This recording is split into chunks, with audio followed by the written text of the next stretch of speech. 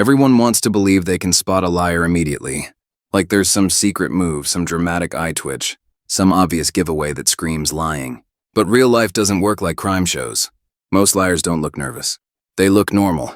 They look like your coworker, your friend, your partner, or the person telling you, "I'm on the way," when they're still on the couch. The truth is, spotting a liar isn't about catching one big signal. It's about noticing small patterns that don't match how people normally behave. The first thing most people get wrong is thinking liars avoid eye contact. That's outdated. In everyday life, liars often do the opposite. They overdo eye contact. They stare a little too long. They nod a little too hard. It's like they're trying to convince you with their face. Think about the friend who says, "No, I'm totally fine," while locking eyes with you like they're in a courtroom. Real honesty is relaxed. It doesn't feel rehearsed. When someone is forcing eye contact, it's often because they're monitoring your reaction, instead of just telling the truth. Another giveaway is when the story sounds right but feels off. You've probably experienced this without realizing it. Someone explains why they're late. The excuse makes sense. Traffic, work, something came up. But the way they explain it feels oddly detailed or strangely empty. Liars often add extra information you didn't ask for. Or they keep things vague to avoid getting caught later. You'll hear things like, "I was just, dealing with stuff," or the opposite. A long explanation with timestamps nobody requested. Honest people answer and move on. Liars manage the story. Pay attention to timing, not just what they say, but how quickly they say it. When someone answers instantly with a perfectly polished response, it can be a sign they prepared for the question, especially if it's a sensitive topic. Imagine asking someone, "Did you finish the report?" And they fire back immediately with, "Yeah, I sent it earlier." Probably just didn't go through yet. That response came too fast. The brain usually needs a second to access real memory. Lies are often preloaded. Another everyday signal is emotional mismatch. This is huge. When someone lies, their emotions don't always line up with the situation. They might laugh when it's not funny. They might sound calm when they should be frustrated, or overly serious about something small.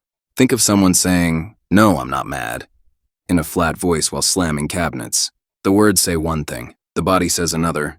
Your brain notices this before you do. That weird feeling? That's you picking up on inconsistency. Liars also struggle with simple follow-up questions, not aggressive interrogation, just casual curiosity. Ask them to repeat the story later, or explain a small detail from a different angle. You'll notice shifts. Details change.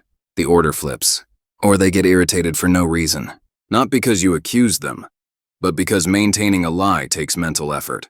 Honest stories stay stable. Lies wobble under light pressure.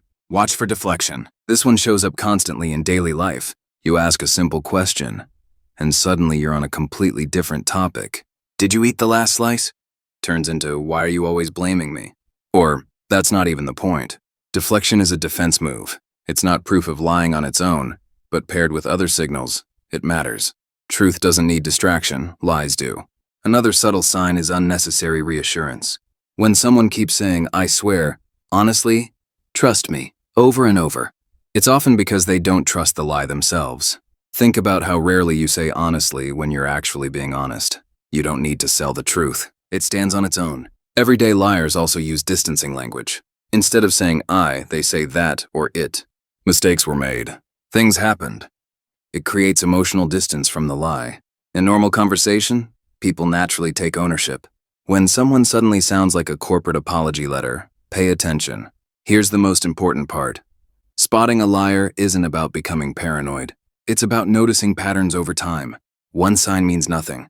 Everyone gets nervous. Everyone forgets details. But when multiple signals stack up, your intuition starts making sense. That gut feeling you ignore, it's your brain connecting dots quietly. And here's the uncomfortable truth. Most lies we encounter aren't dramatic. They're small. "I'm fine. I'll do it later. I forgot." We lie to avoid conflict, discomfort, or disappointment. That's why spotting lies feels personal. It usually involves people we know, not strangers. The goal isn't to catch people. It's to understand behavior. Once you see these patterns, you stop arguing with words and start watching actions. You listen differently. You ask better questions. And you trust yourself more. Because real honesty feels easy. It doesn't try to impress you. It doesn't rush. It doesn't over-explain. It just exists. And once you know that feeling, lies start standing out on their own. If this made you rethink conversations you've already had, that's normal. Awareness changes everything.